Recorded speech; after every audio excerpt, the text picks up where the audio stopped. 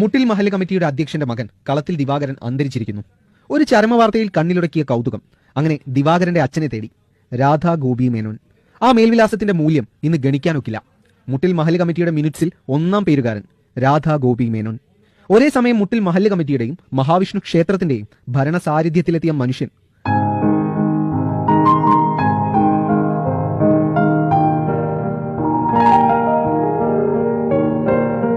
മലപ്പുറം ആനക്കരയിൽ നിന്ന് രാധാ ഗോപി മേനോൻ 1936-ൽ വയനാട്ടിലേക്കെത്തി.